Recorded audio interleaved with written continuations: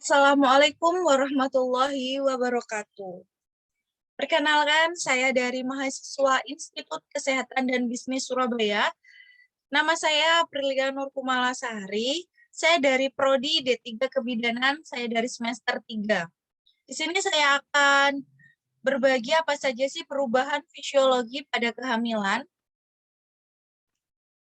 terutama perubahan pada sistem hematologi. Perubahan sistem hematologi terjadinya adalah perubahan kadar hemoglobin dalam darah pada saat hamil. Perubahan sistem hematologi dibagi menjadi 5, yaitu ada perubahan konsentrasi hemoglobin dan hemotokrit, ada juga volume darah ibu, ada juga metabolisme besi, dan ada juga perubahan pada leukosit dan kehilangan darah selama prosesnya bersalin. Yakni yang pertama yaitu perubahan pada volume darah ibu. Yang pertama adalah peningkatan volume darah yang biasanya kita sebut hipervolemia, dan ada juga peningkatan kejadian varises. Varises ini bisa terjadi ada di contohnya ada di kaki, ada di bagian payudara dan perut. Yang kedua adalah peningkatan volume darah berlangsung sampai kehamilan trem atau rata-rata peningkatan volume darah pada kehamilan atrem 45 hingga 50%. Dan ada juga peningkatan terjadinya pada minggu ke-6 dan minggu ke-8 dan mencapai puncak pada minggu ke-32 hingga ke minggu 34.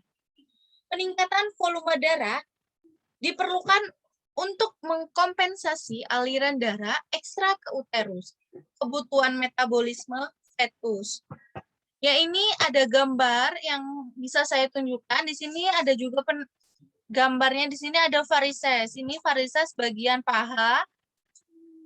Ada juga tekanan pembesaran uterus pada vena. Di sini nanti terjadi varises juga di bagian perut. Ini karena perenggangan. Ada juga di edema bagian kaki.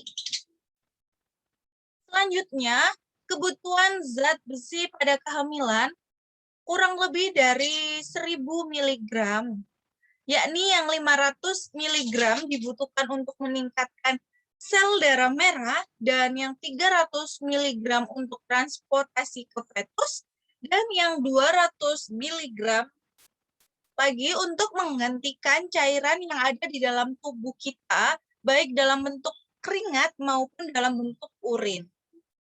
Yang kedua yaitu ibu hamil memerlukan rata-rata 34 hingga 4 mg zat besi per harinya. Kebutuhan ini akan meningkatkan secara signifikan pada trimester terakhir, yaitu rata-rata 50 mg per harinya, dan pada akhir kehamilan menjadi 60 mg per harinya. Selanjutnya adalah perubahan penurunan hemoglobin dan hemotokrit, yaitu yang pertama, terjadinya penurunan hemoglobin dan hemotokrit selama kehamilan itu sangatlah wajar. Sehingga wanita hamil bisa dikatakan anemia jika hemoglobin dalam darahnya kurang dari 11 pada trimester ketiga sebelum bersalin ya. Yang kedua yaitu selama kehamilan jumlah leukosit akan meningkat sekitar 5.000 hingga 12.000 apul. Dan yang ketiga adalah akibat perubahan pada masa kehamilan mengakibatkan ibu mengalami stres fisik. Namun, stres fisik tersebut merangsang produksi sel dalam darah ibu. Yang kedua yaitu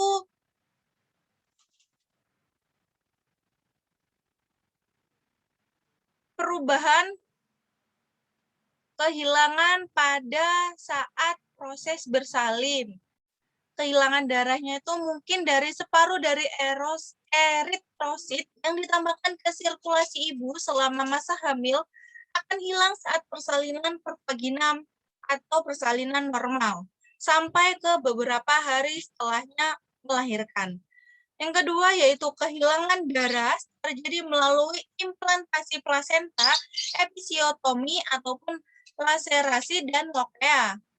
Ada juga saat melahirkan bayi tunggal atau melahirkan bayi hanya satu, itu akan kehilangan darah sekitar 500 hingga 600 ml.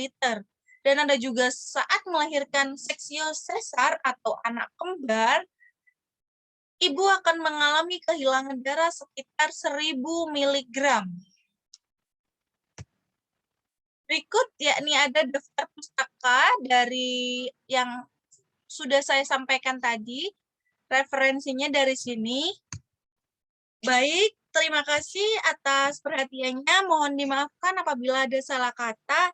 Sampai jumpa dan sampai bertemu di lain waktu. Bye-bye.